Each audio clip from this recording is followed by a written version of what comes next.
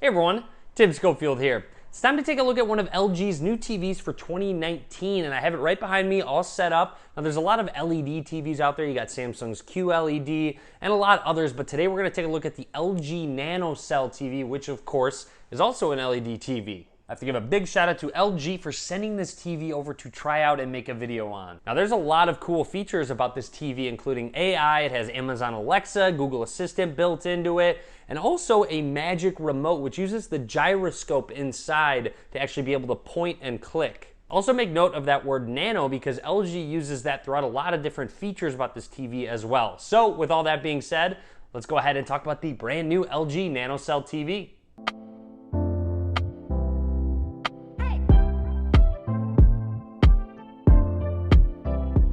As I mentioned, this is a 65-inch 4K TV, which fits very well in my family room. Just about the perfect size for it. In terms of design, it is sitting on an oval, half oval stand with a bit of a brushed look to it. And as you can see, LG NanoCell is stamped on there. Worth mentioning, the TV was fairly light. It did take two of us to set up due to its size, and it is also very thin.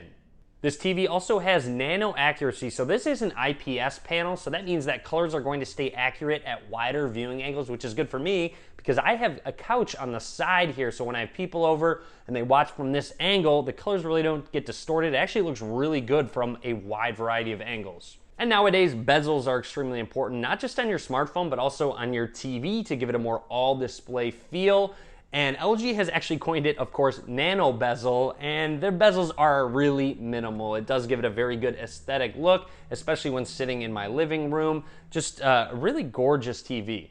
And as I mentioned, this is an LED TV, so not quite up to the level of OLED. However, OLED TVs are a lot more expensive. So as an LED TV, they have something called Nano Color, which means it uses their full array dimming, which makes the blacks look really good, especially considering the pixels are lighting up. However, when you look at it closely, when there's a brighter image on the center of the screen with blacks surrounding it, there's really not much light bleeding whatsoever. It really does look good. The blacks really seem like true blacks. Are not quite true as an OLED, but they really come close to them. And with that full array dimming, you do of course get enhanced contrast, like I mentioned, those deeper blacks, but also more fine detail. Everything does seem very crisp, especially when watching those 4K videos.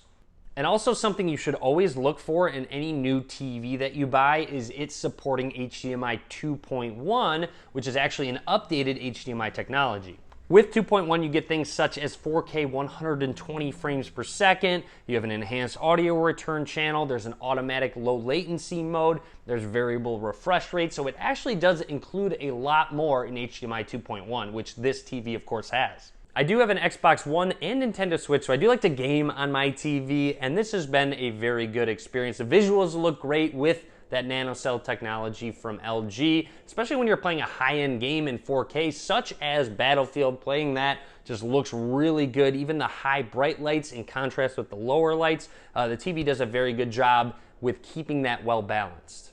And this TV has an automatic detection when you are playing a game, so it will switch to that low latency mode so you don't get any input lag when you're using a controller. It's noticeably different when it doesn't have that low latency mode on versus when it does, so it's nice that it can kind of auto detect those games. Now when it comes to some internals on this TV, it has LG's second generation A7 processor, which will actually auto-calibrate the TV based on what the content is you're watching. So definitely some AI technologies built in. Not only will it change based on the content you're watching, but also the environment you're watching in. So it has a lot of capabilities in making your viewing experience better depending on the lighting scenario. I know I have windows in my backdrop, so during the daylight, it can automatically optimize versus during nighttime. In terms of that home theater experience, the NanoCell TV does have a 4K Cinema HDR mode you can enable, but also it has Dolby Atmos for surround sound, so you can also get a really good sound out of this TV. Also, it's really nice having the Google Assistant built into the TV because I actually have a lot of smart home devices tied to it. I can turn my lights off, dim the lights, change the color on my lights depending on what I'm watching. I can change the temperature if it gets a little too chilly in my room. And then, of course, what's the weather like right now? I know it's actually pouring right now, but I could check the weather and it brings up the weather for the upcoming week, so at least it's supposed to be sunny tomorrow.